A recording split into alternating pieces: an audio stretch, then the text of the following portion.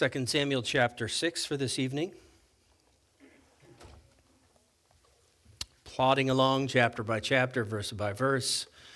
Wednesday night's Old Testament, and we did not get through chapter 6 last week.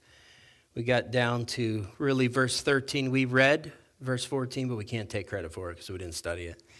So we'll pick up right there, verse 14 this evening.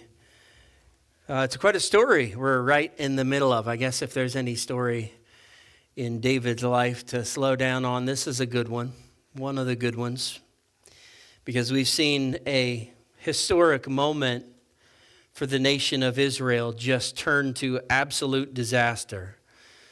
It was certainly intended to be one of the most glorious days that the nation of Israel would experience up until this point of time, not counting the days of Moses and the establishment of the tabernacle, the receiving of the law of Moses, the 10 Commandments, all that stuff. This was after hundreds and hundreds of years of really being off track. This was supposed to be the day that they got the nation back on track.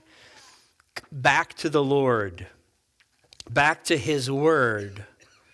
Back to worship in the tabernacle with the Ark of the Covenant in there. That's something that they had been missing for a long time. Saul didn't care to do anything with it, just left it in someone's house and probably didn't give it another thought. He certainly didn't move a muscle to get it to the tabernacle, but one of the first things that David wants to do as king now over the 12 unified tribes of the nation of Israel is get the ark, the centerpiece of the tabernacle, back in the tabernacle, the heart of the worship, or at least the symbol of the heart of the worship, back in the worship center for the nation. And they did what probably most of us would do. In their own human ingenuity, in their own human thinking, perhaps in a way that had been patterned for them by, of all people, the Philistines, they decided to throw the ark on a cart, as if they were, lugging around bales of hay. But it was a new cart, so it was clean ceremonially in that sense, and they thought this would be a good idea. It was not a good idea. They were not doing it according to the word of the Lord. You know from our study last week, the Lord was very precise about how the Ark of the Covenant should be moved. He gave them instructions on how to do this. The Levites, they were going to haul this stuff, right? But the Levites, they weren't priests, so they couldn't touch this stuff. The brazen altar, the bronze laver, the candlestick, the table of showbread, the golden altar, the altar of incense, the Ark of the Covenant. The Levites were not allowed to touch those things, so the Lord made sure to give the instructions for the priests to wrap it up all nice, to bundle it all up so that there was no potential for a Levite to accidentally or intentionally reach out his hand and touch one of the furnishings of the tabernacle and bring guaranteed, promised death upon themselves.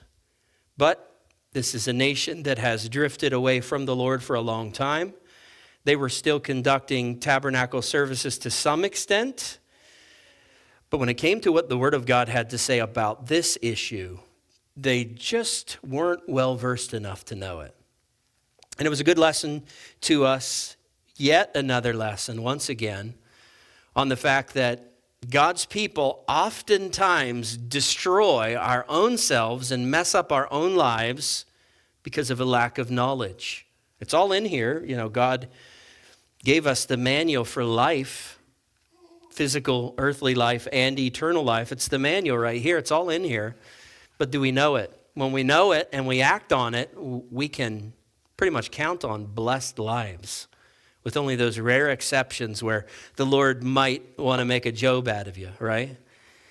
But when we neglect to really search and study and find out what's in here, then we can bring a lot of undue burden and hurt and pain upon ourselves, messes upon our lives, simply because we did not know what the word of the Lord said. So the story goes that Uzzah, a Levite, just doing what anyone would do in that situation, being concerned as the cart starts to teeter and the ark starts to wobble. And so he throws out his hand to stabilize the ark. Of course, Lord, you're not going to want to let the ark hit the ground. But see, that's, I think, where the Lord would step in and say, hey, this is my ark. I don't need your help. I don't need you to save me. I can handle my own things. What you should be doing is following my word. You should be doing the things I told you. You shouldn't be touching something that has a death sentence attached to it. And the Lord did make an example out of Uzzah. And Uzzah died. And David was angry at first. And anger turned to fear, which is always healthy, so long as you don't look at the Lord as a monster and don't fear him like that. But that fear drove David to the word to find out how to move the ark. And now they have done that. The ark is now being relocated to Jerusalem, to the tabernacle in Jerusalem. And we'll pick up reading there. Verse 14, it says, and David danced before the Lord with all his might, and David was wearing a linen ephod. Okay, so I gave you guys homework last week, right? Chris already pointed this out to me. She must have done her homework. She doesn't want me to forget this. She wanted me to come back to this, all right? So if you've done your homework, it would be really fun to see what your conclusions are. What was the question I asked you? Should David be wearing a linen ephod? Was that the question? Something to that effect. Now, what do you think? Thumbs up if you think it was okay for David to be wearing a linen ephod. All right. Thumbs down if you think David shouldn't have been wearing it. Do this, thumb sideways, if you don't care and you just want me to move on, okay? It's as close to unanimous as we get in this church. So, well, I'm going to share with you my viewpoint on this, and I do want to just let you know up front that you do not have to see this the same way that I do. Scholars are divided over whether this was an okay thing and just exactly what we are reading here in this very quick statement of David was wearing a linen ephod. It obviously must be important, right? Or else it would not be attached to this verse. Like, David was dancing with all his might before the Lord. What an awesome day. By the way, David was wearing a linen ephod. Kind of gets the flag up, right? If nothing else, it gets the flag up that says that needs to be studied more. Okay, so there's, first of all, a statement that kind of settles the issue from the beginning for me, and that is the fact that linen ephods were to be worn by those in ministry, by priests. The Levites wore linen tunics, okay? So not even the Levites would wear a linen ephod. But for sure, only the priests were supposed to wear linen ephods, as far as I understand it in the law of Moses. Now, they were worn over the undergarment that I just mentioned to you, the long linen tunic. We would call those the robes. So those were the garments that were underneath, and they were long. They covered up everything. They were sleeved. They went all the way down to the ankles. The ephod, however, was nothing more really than a decorative apron. So it is unusual apparel, to say the least, to read about David wearing here clothing that belongs to priests. And then to top it off, in order to do this, he had to take off his royal garments and not wear his royal garments. And instead of being dressed like a king on this very special day, he's dressed like a priest. And he's not a priest.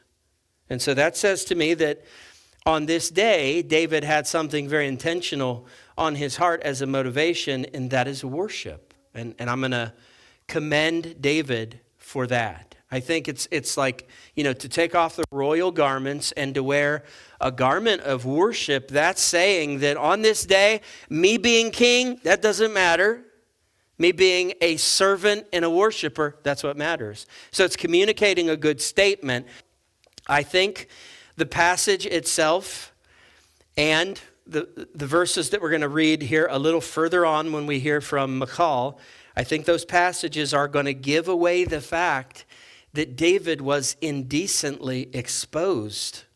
Michal is going to say that outright. She's going to say that David uncovered himself. Those are her words, that he uncovered himself before the female servants. David, the female servants, they saw way more of you today than they ever should have seen of you.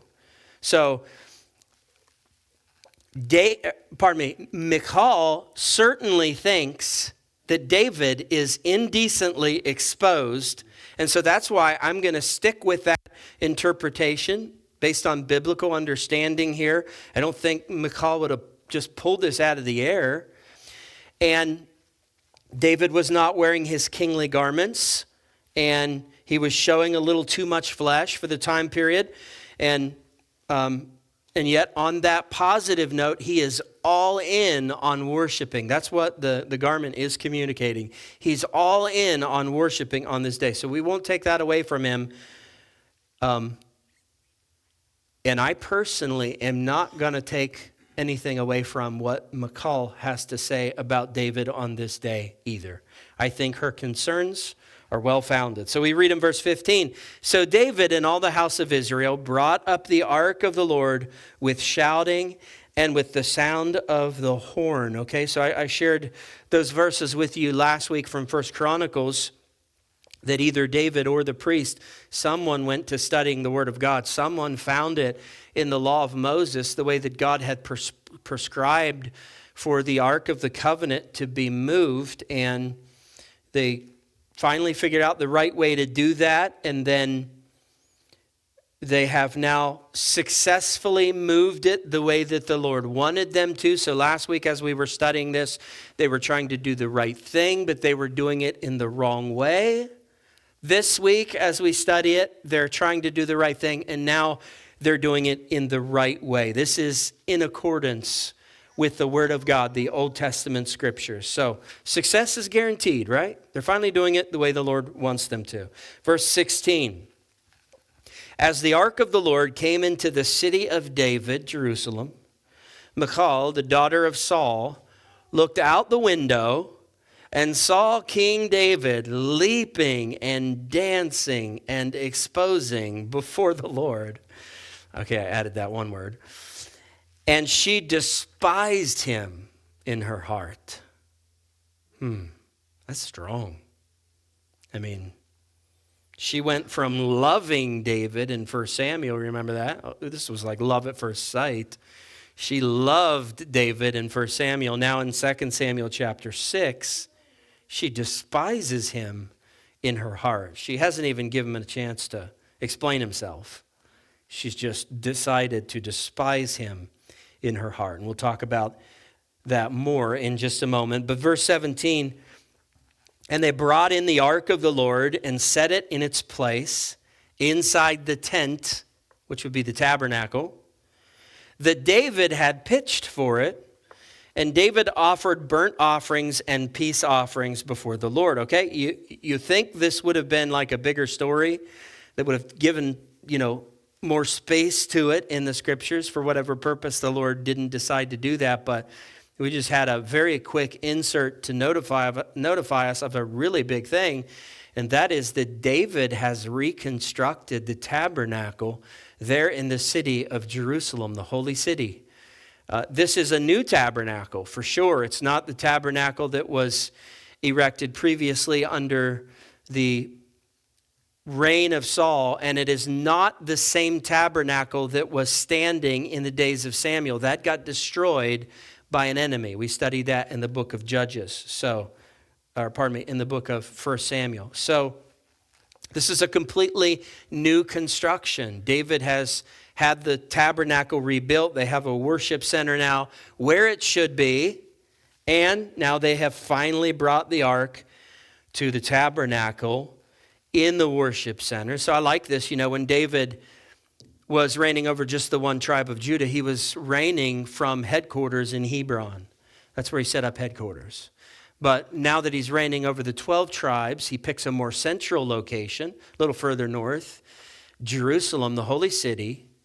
And he wants the tabernacle, not just like military headquarters or the royal palace to be headquartered out of Jerusalem. He wants the tabernacle to be there too. And now it is, and we read in verse 18, and when David had finished offering the burnt offerings and the peace offerings, by the way, this isn't really David that's doing the work of offering up these sacrifices. You understand that, right?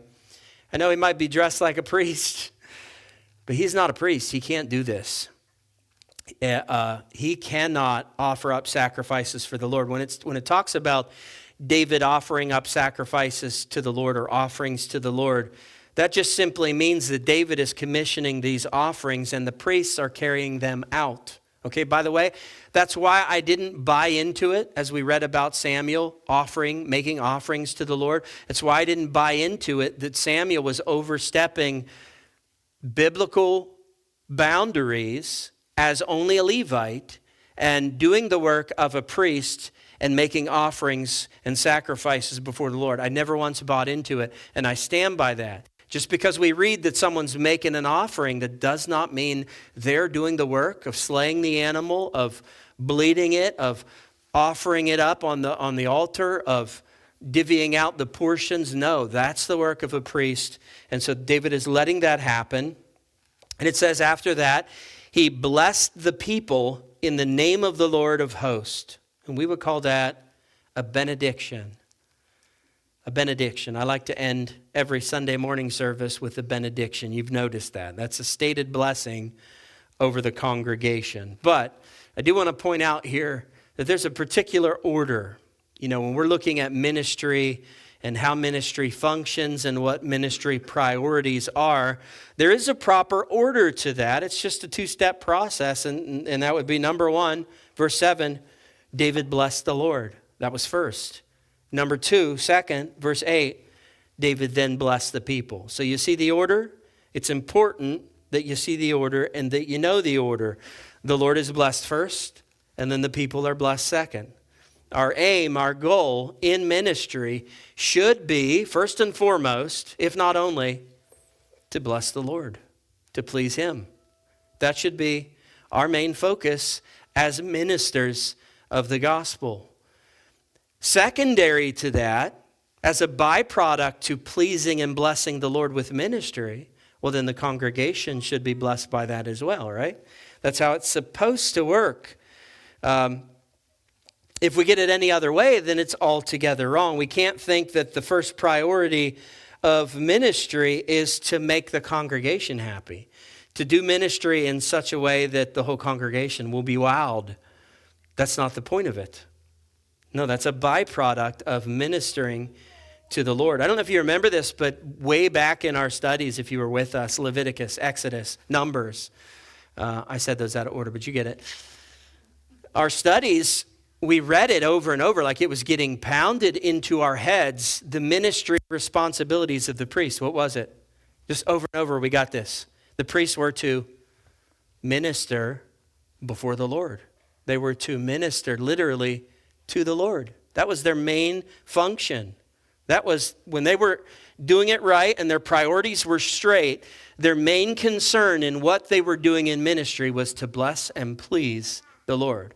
They weren't thinking, oh, I hope the people, I hope the congregation likes how I made the sacrifice today. I put a little extra flair into it just to kind of get people excited. That wasn't his concern. His concern was, I want to be by the book. I want to do ministry the way the Lord wants it done because I want Him to be pleased and blessed by it. So the goal is not to minister in a way that pleases the people. The goal is to minister in a way that pleases the Lord. And if you get that part right, then you don't have to worry about whether the people like it or not. That's up to them. And the truth is, you're never going to please everyone. There's going to be plenty of people that, I don't like how they do church. I don't like the songs they sung. I don't like the order of the service. I don't like the emphasis in the teaching, whatever, you know. I mean, I hope it's not that way for you. But you just can't be our focus. Because if you're our focus, that means, you know, there's how many other people sitting by you now that I've got to focus on, okay? Well, if I've got him happy, okay, great. Now, can I get her happy? And then him and her. And it's an impossible feat and an unnecessary one for a minister to pull off. No, We want to please the Lord first, and then trust that because God set it up this way, the byproduct of blessing and pleasing him will be that the congregation is also blessed and pleased, edified. If you please the Lord, you're doing the right thing for everyone involved, whether the people like it or not, whether the people know it or not. Verse 19. I hope you guys like that. That's a joke. Oh, I got a sideways thumb back there. just keep going, Arlyn.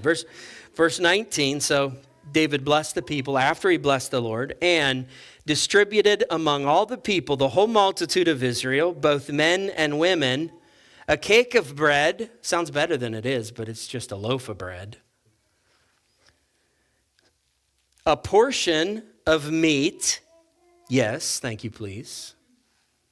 And a cake of raisins. That's the good stuff right there. That's the dessert for the meal. A cake of raisins, a little Debbie. And so a full meal to each one. Then all the people departed, each to his house. So remember, David, when he went on this mission to get the ark, he took 30,000 people with him, 30,000 soldiers to serve as sort of a guard detail for him in the endeavor of fetching the ark and bringing it to the tabernacle in Jerusalem. But they've returned with that now, so this is a celebratory meal. Bread, meat, and a dessert for the entire nation. Look at verse 19 again. It says, they distributed this among all the people, not just the 30,000, all the people, the whole multitude of Israel, both men and women. So what I'm telling you is that this was one ginormous church dinner. I mean, massive. Madam Secretary, how'd you like to be in charge of that one? How'd you like to wash dishes after that one? That's a massive church dinner. Sideways thumb or downward? I missed it. Okay, sideways. He's indifferent. Everyone's indifferent tonight. You are a tough group. Now, the only difference here is that this is a take-home church dinner. So actually, there would not be any dishes involved.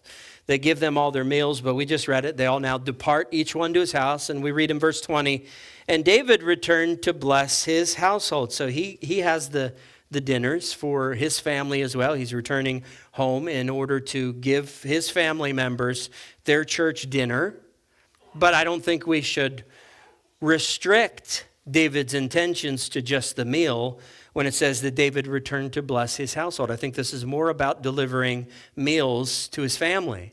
I think this is about the exuberance of the day. You know, the bigger picture would be that David is excited about what the Lord has done for Israel on this day. It is a huge day in the history of the nation. They have successfully retrieved the ark and brought it to the tabernacle without any further deaths. They got it right the second time. So David is on a spiritual high, and he wants to share that with his family, but his one wife, which is a weird thing to have to say, his one wife, Michal, she is not going to be in the same frame of mind as David comes home to bless his household. He's flying high in the spirit, but she is upset, and she is about to wreck all of that for him. He's in the spirit, she's in the flesh. We've all had to deal with this, I think, or something similar to this. Maybe it was in your younger days when you came back from a youth camp, and man, you were just flying high. All the good stuff you heard, the gospel, you're just flying high. You're in high spirit, and you get home and things are different at home. Or, you, in more recent days, go off to a men's retreat or a women's retreat, ladies' retreat, or a leadership conference, and you come back just bubbling over. You're so excited about what you've heard and what the Lord has done in you. And you're just waiting to share that experience. You're waiting to bless your family. You're waiting to bless your spouse with all of the stuff that the Lord has done for you, and you get home, you bust through the door, you're so excited, and the first thing you see is the countenance of your family member. And you get the rude awakening that, oh, that's right, they weren't there with me. They weren't getting fed like I was. They weren't getting blessed like I was. They weren't getting edified like I was. I got away from the daily grind for this camp or retreat or conference. I got away from the daily grind, but this family member of mine, they were stuck in it, and it looks like it ground them to powder. You know, you're ready to tell them about the incredible things that the Lord did for you, and they're ready to tell you about everything that's gone wrong since you left. Can anyone relate to that? The husband says to the wife, well, I'm glad you're doing well, but I nearly starved to death because we didn't have food. I thought you'd stock me better before you left. You're the grocery shopper, not me. The wife says to the husband, well, I'm glad you had a good time, but I've been fighting the broken washer and the clogged drain that you said you fixed, and it's not fixed. You know how these kind of things go. It's the crash from the spiritual high back to daily reality. I heard the word, daily reality. Or, maybe it can even be two people sitting beside each other in church, and on the way home, one is stirred up in Christ, and the other one is stirred up with something else. And you can't even make it home before the argument breaks out. In any of those cases, your spiritual high can fly away just as quickly as it came to you. And the enemy loves to use that tactic. He loves to do what he can to bring us crashing down from our spiritual highs. He loves any tactic that pulls that off. It's something that Jesus warned us about in the parable of the sower, Matthew chapter 13, Mark chapter 4, Luke chapter 8, parallel passages of the same parable, that he'll try to stop the seed from growing in you in the first place. And there's a lot of ways that he can do that, but Jesus gave us the example of the birds. The enemy will send the birds, the demons, to snatch away what has been sown in your heart. That's a quote from Matthew. To snatch away what has been sown in your heart. The devil loves to do that.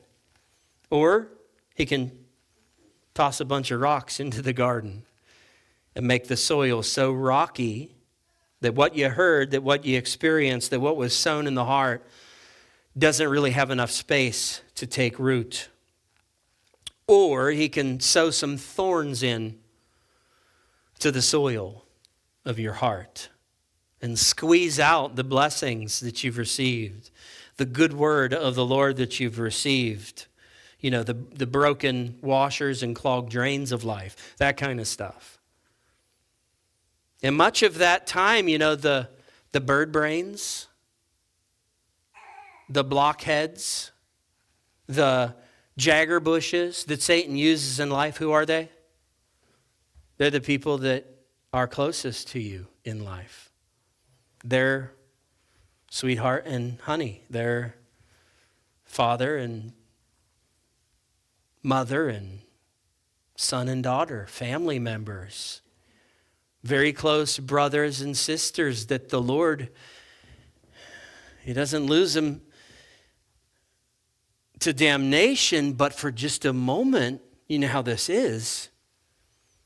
The devil can trick them and get them to act or speak in such a way that would attempt to tear you down from the spiritual high that you're on.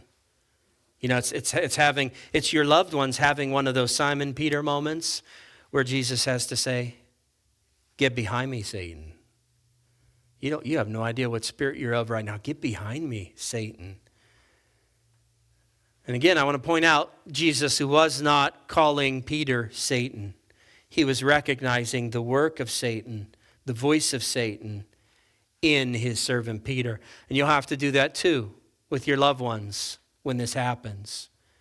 When you sense that the enemy is using them to try to tear you down, to try to level you off, to try to bring you down from your spiritual high. Don't call him Satan. Don't do that. That makes things worse. Then the police show up, and it's not fun. No one wants that. But recognize the enemy in them and silently, because you're not Jesus, silently rebuke the enemy in that situation. Well, everything I just described to you in its own way is happening to David right here.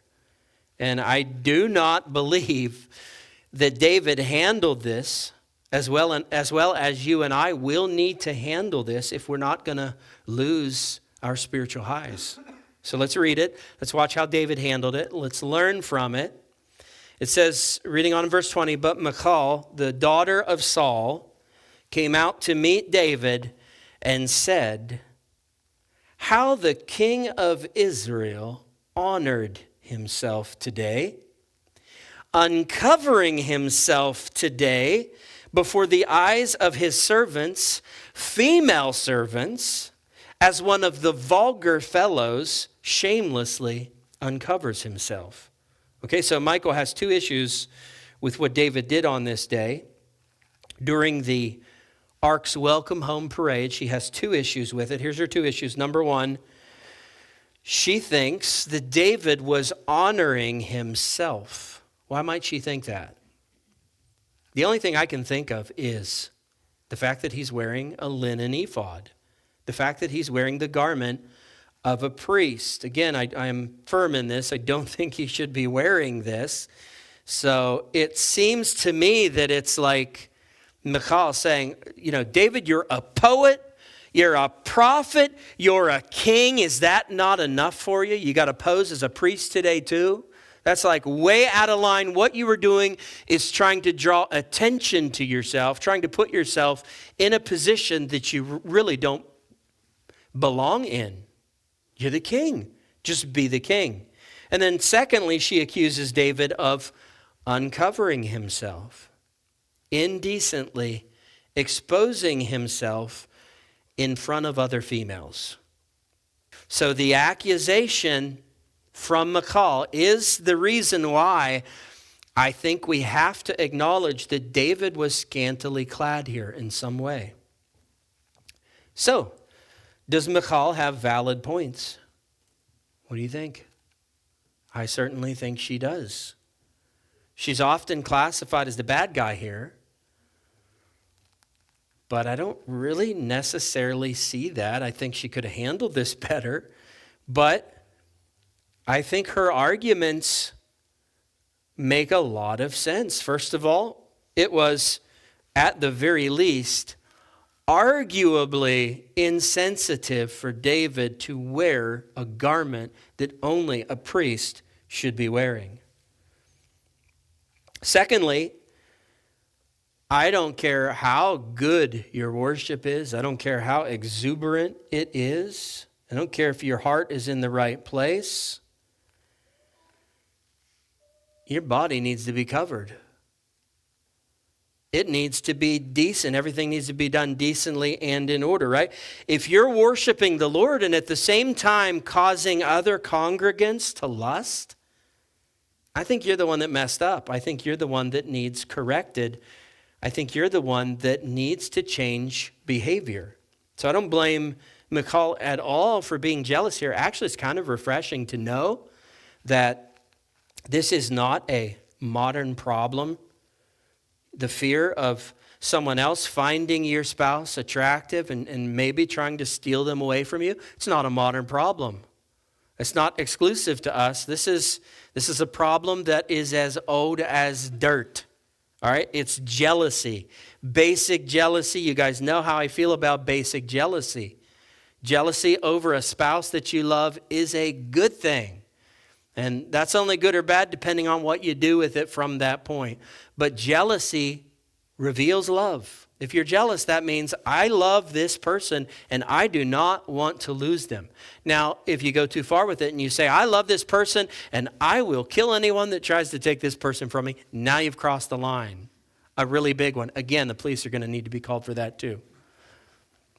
So yes, there's a line there, but jealousy in and of itself is a sign, a very good sign that love is present. And then just to side with Michal for a moment and strengthen her argument, if David is not wearing enough clothing and he's cutting up a rug out there, worshiping the Lord, well, what happens when you're wearing a robe that's not fully covering everything and you're just flying around dancing with all your might? What's that doing? It's exposing even more of you.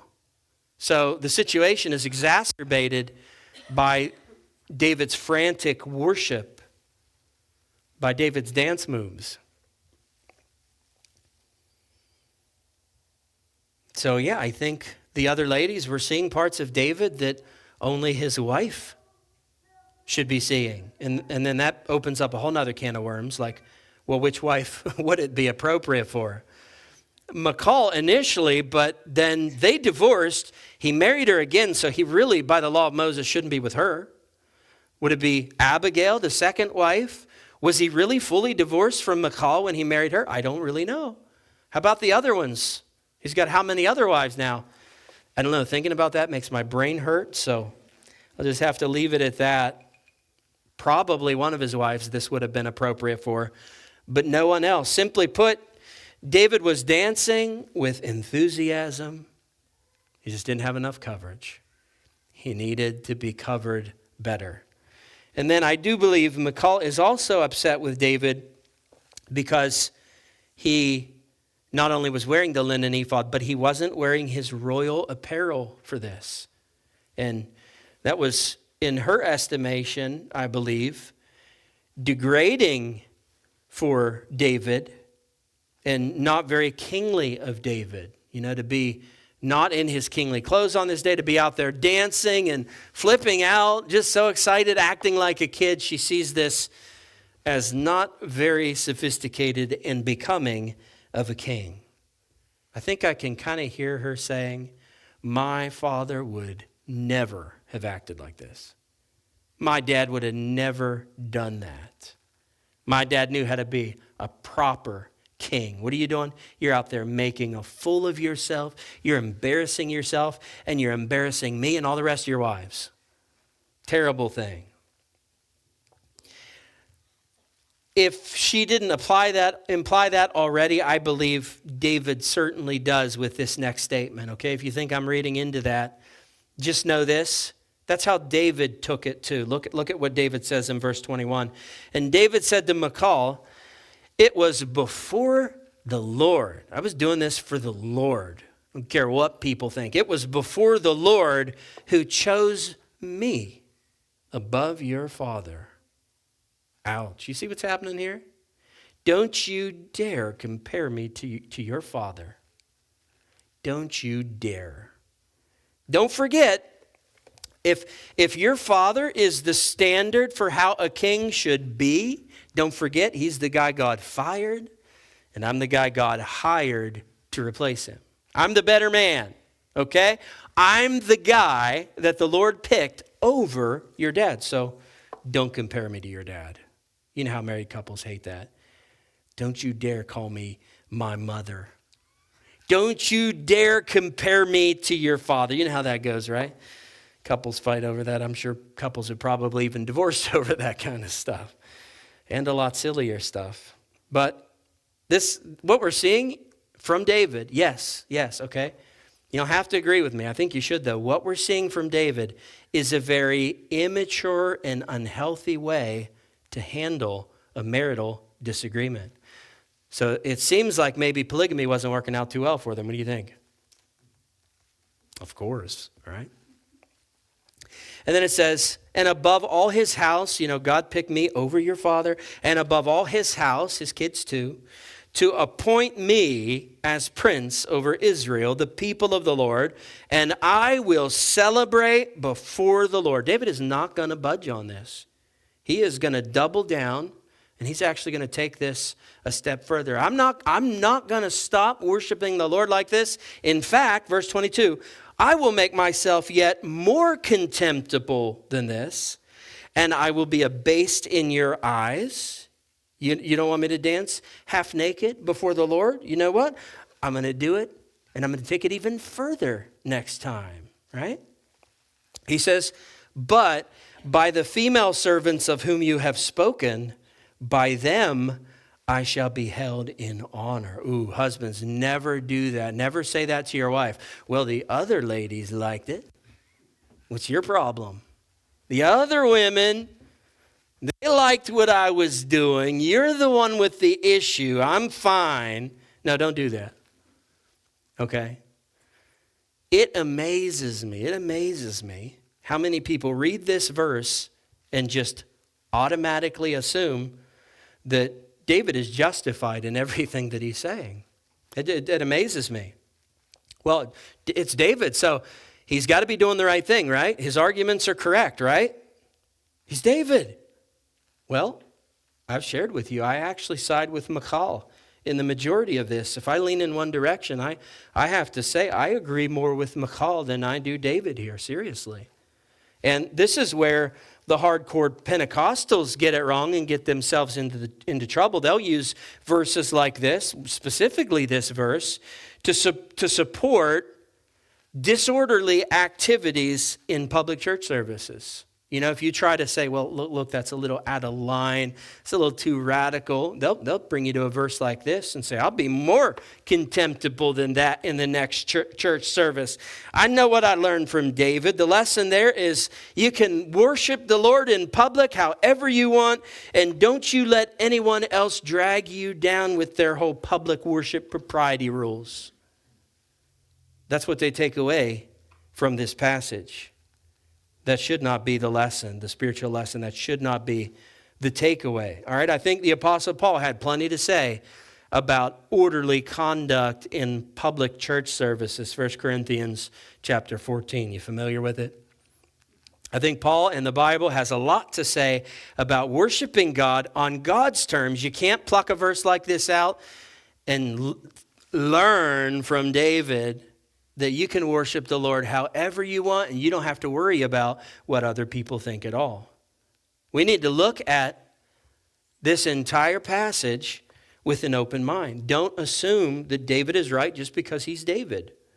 This wouldn't be the first time in the Bible. It won't be the last time where a hero of the faith made a less than perfect decision or did a less than perfect thing.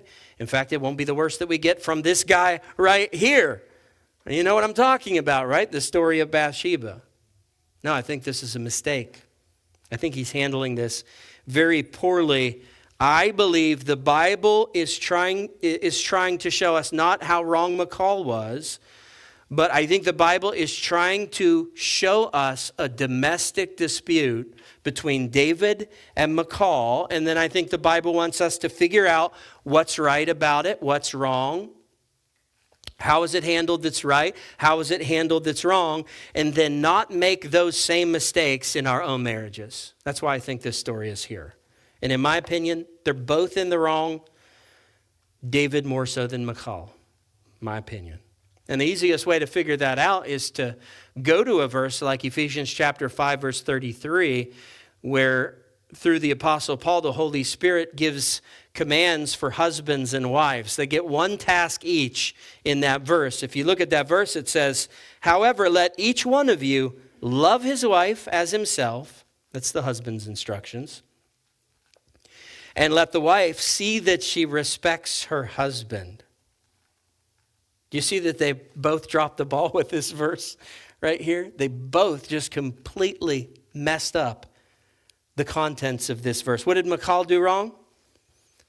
She didn't respect her husband. She disrespected him. Seems like she compared him to daddy.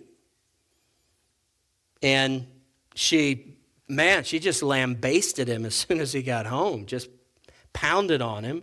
And that was disrespectful. She, in an indirect way, referred to him as just one of the vulgar fellows.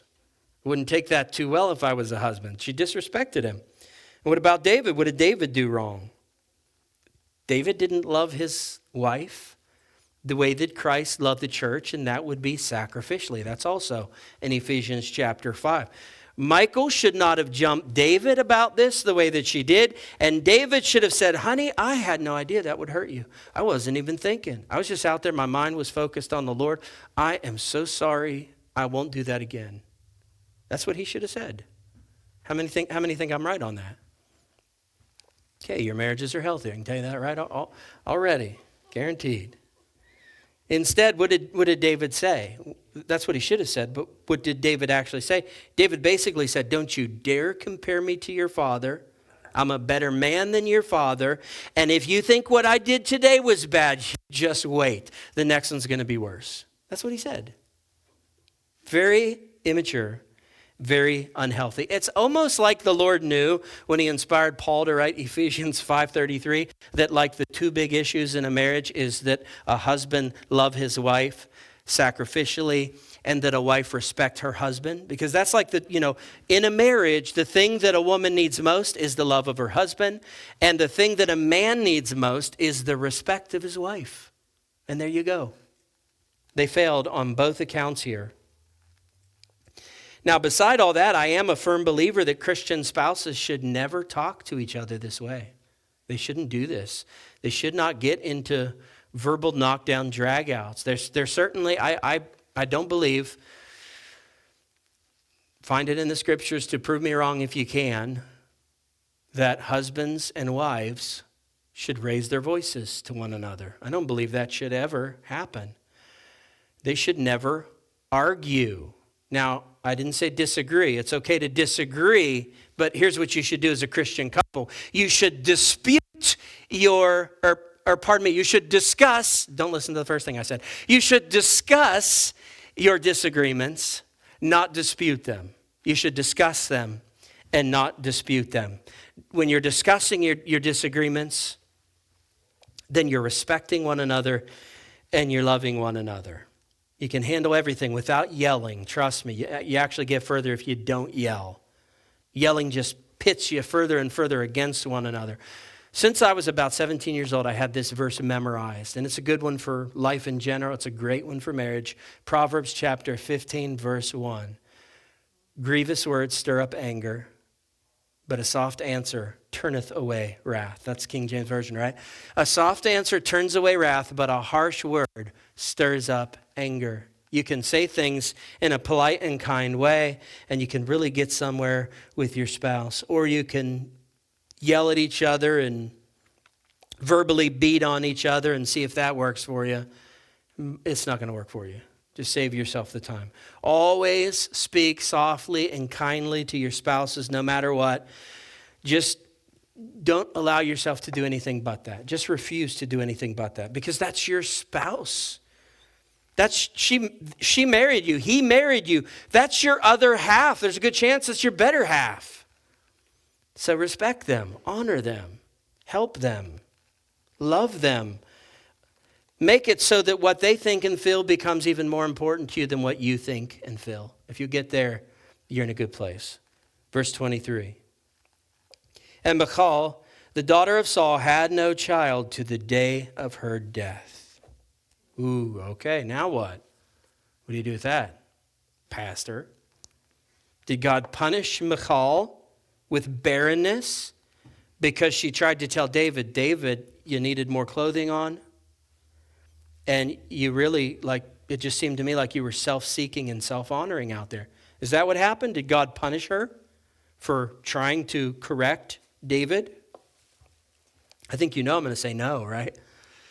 But if you believe that David is just completely in the right here and that Michal is completely in the wrong, then this would be your proof text. This would be your verse to support that God weighed in on this and God judged her and punished her. He made her barren for the rest of her life. Listen, I don't think this is a revelation about what God did to Michal. I think this is a revelation to us about what David did to Michal, or rather, what he didn't do. I think what this is teaching us is that from this time forward, there's a wedge in the marriage. David is no longer sleeping with Michal, and as a result, she no longer has a child, and there is forever then this strain on their relationship, and they never snap out of it. Michal didn't handle this the way she should have. David certainly did not handle it the way that he should have. And that wedge just drove them further and further and further apart. Unresolved issues. It's one of the strengths of a marriage is that you do not let anything go unresolved. You resolve it. If you feel like you're losing your closeness, resolve it. If you think there's a rift between you two, resolve it. If there's any negative feelings in your heart for your spouse, get it fixed. Talk it out. Resolve it. Because if you don't, you just keep going in different directions, further and further apart. And before long, you look like these two that started with true love and now completely torn apart. Husbands, love your wives as Christ loved the church, and wives, see to it that you respect your husbands. Let's stand and close in a word of prayer.